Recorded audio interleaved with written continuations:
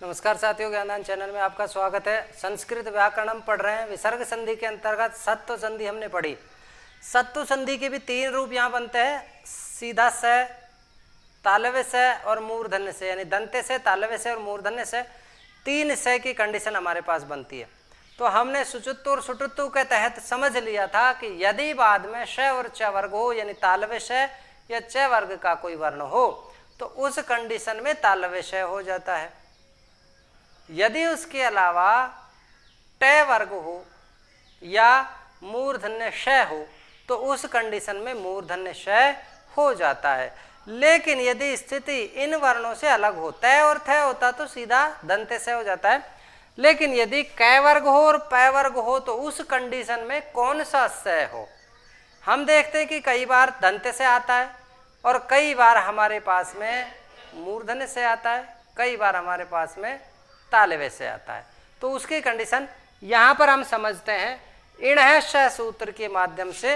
इणः श सूत्र कहता है कि जो विसर्जनीय से स हुआ, विसर्ग के स्थान पे जो स हुआ, अब उसमें कंडीशन देखो। वहां पे कोई कंडीशन नहीं थी विसर्ग के पहले कौन सी मात्रा हो, कोई सी भी मात्रा हो सकती है।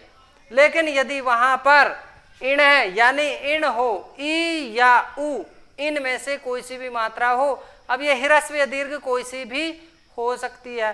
तो यहाँ देखो इणः श सूत्र कहता है कि विसर्ग से पहले यदि ई या उ हो तथा विसर्ग के बाद क और ख या फिर प और फ में से कोई सा भी वर्ण हो, तो ऐसी कंडीशन में मूर्धन्य श ही होता है।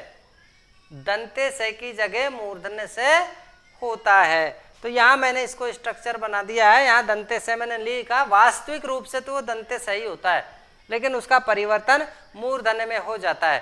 कब? यदि विसर्ग से पहले ई या उ हो और बाद में क ख या प फ हो।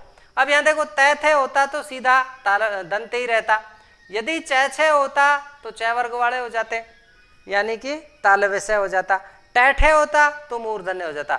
लेकिन क ख और प फ हो और पहले अगर ई या उ हो तो ही ये होगा, अन्यथा फिर वो दंते से ही रहेगा। उदाहरण देख लेते हैं, समझ में आ जाएगा। सर्पि प्लस पापम, तो सबसे पहला काम क्या हुआ यहाँ पर, सर्पिस प्लस पापम। इस कंडीशन में देखो मूल रूप से तो विसर्ग के स्थान पे स ही हुआ था, लेकिन इस स से पहले ई आया। ई होने की वजह से इसको मूर्धन्य हो जाएगा और ये हमारा रूप बनेगा सर्पिश पापम।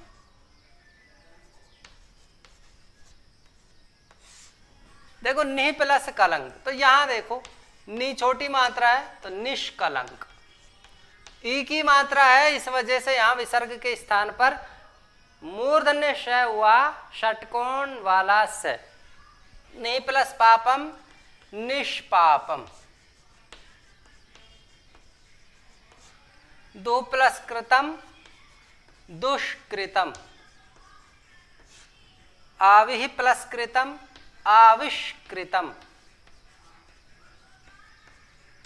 देखो यहां ई और उ की मात्रा होने की वजह से मूर्धन्य श षटकोण वाला श हुआ। निफलम निष्फलम।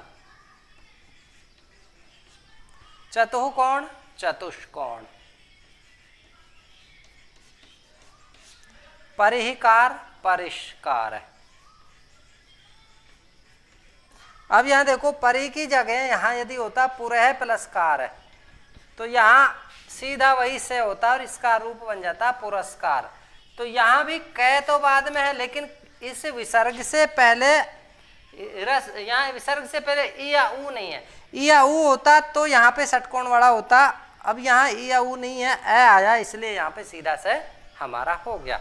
तो ये था एक पार्ट नंबर 2, इसको समझ सकते हैं सत्व विसर्ग संधि का, जहां पर बाद में क या ख हो, प या फ हो, वो विसर्ग से पहले ई या उ हो, तो ऐसी कंडीशन में सीधे स के जगह दंते स की जगह मूर्धन्य श षटकोण वाला स हो जाता है। आज की कक्षा में इतना ही। नेक्स्ट क्लास में फिर एक नए वीडियो के साथ हाजिर होंगे। तब तक के लिए आप सब पढ़ते रहिए और वीडियो पे बने रहिए। अपने दोस्तों को शेयर कीजिए ताकि सभी लोगों को इसका फायदा मिल सके। वैदिक गणित और संस्कृत व्याकरण के लिए इस चैनल को सब्सक्राइब कर लें। पूरा वीडियो देखने के लिए आपका बहुत बहुत धन्यवाद।